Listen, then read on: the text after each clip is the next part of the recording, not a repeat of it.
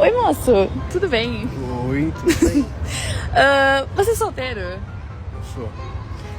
Tá, tem um desafio pra ti. Beijo ou tapa? Beijo. Olá, irmãos e irmãs, a paz do Senhor. Eu sou o Kaká, estou aqui mais uma vez para compartilhar com vocês da palavra de Deus.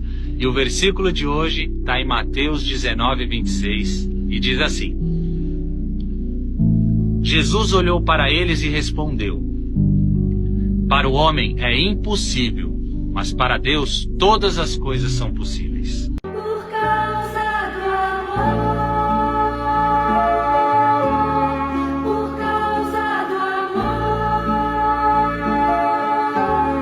por causa do amor. Se ela soubesse que quando ela passa, o mundo inteirinho se enche de graça e fica mais lindo por causa do amor, por causa do amor.